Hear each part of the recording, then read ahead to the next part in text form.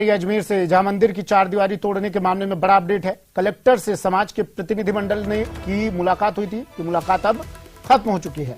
समाज की तीनों मांगों पर सहमति बन गई है। प्रशासन अब चारदीवारी का निर्माण करवाएगा। दोषी अधिकारियों के खिलाफ जांच भी होगी। बड़ी खबर टीवी स्क्रीन पर।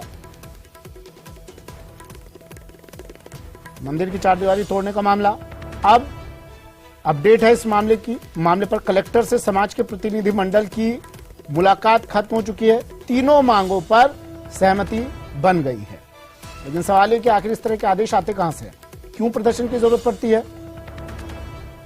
हालांकि अब तीनों मांगों पर सहमति बन गई है और दोषी अधिकारियों पर कार्रवाई भी होगी। प्रशासन चारदीवारी का निर्माण भी करवाएगा। लेकिन सवाल वही कि क्यों चारदीवारी तोड़ी गई, क्यों इन लोगों को प्रदर्शन के लिए सड़क पर उतरना पड़ा और किसके कहने से इन अधिकारियों ने, जिन पर अब कार्रवाई होगी, किसके कहने से इन्होंने ये कदम उठाया था। अभिजीत मेरे सहयोगी हमारे साथ फोनलाइन पर जुड़ गए हैं। अभिजीत, अपडेट तो मिल गई है, बता दिए दर्शकों को, मांगे मान ली गई है, दोषियों पर कार्रवाई भी होगी, लेकिन दोषी बनाने जैसा आदेश दिया किसने इन अधिकारियों पर को?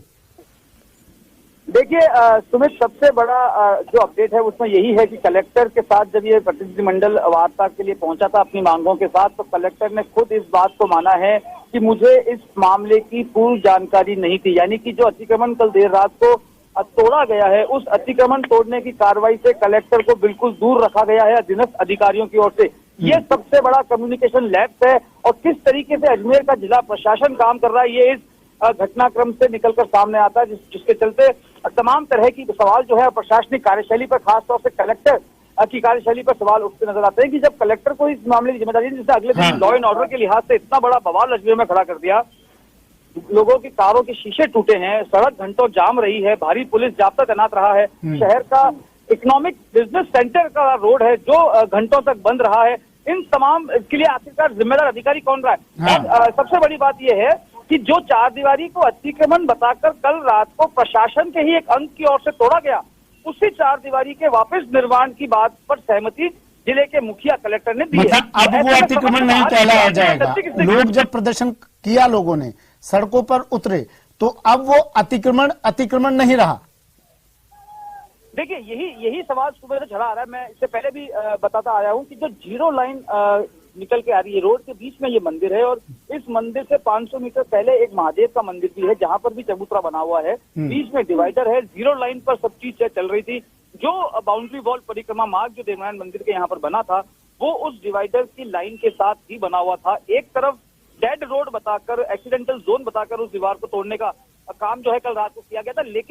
लेकिन उस दीवार को कल जब तोड़ा, उसके बाद विवाद हुआ। विवाद के बाद आज हंगामा हुआ, सर्व समाज की बैठक हुई, महापड़ाव डाला गया। अगर इस तरह का प्रदर्शन ना किया जाता है, एक आखिरी सवाल आपसे पूछ रहा हूं अभिजीत, इस तरह का प्रदर्शन ना किया जाता, उग्र होकर लोग सड़कों पर ना उतरते, तो क्या इन अधिकारियों पर कोई कार्रवाई होती?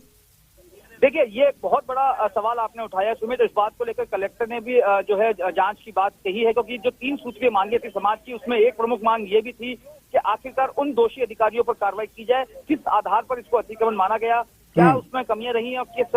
कलेक्टर ने इन तीनों मांगों को तत्काल स्वीकार करते हुए चारदीवारी के निर्माण को मंजूरी दे दी है। चारदीवारी का निर्माण जल्द से जल्द शुरू हो जाएगा। महापड़ाव जो था वो समाप्त हो गया है। लेकिन महत्वपूर्ण बात यही है कि अगर ठीक, शुक्रिया अभिजीत तमाम जानकारी के लिए। अजमेर से सहयोगी अभिजीत दवे फोनलाइन पर जुड़े। अब प्रशासन जिसे अतिक्रमण कहा जा रहा था, अब प्रशासन फिर से उस चारदीवारी को बनाएगा। गलती मान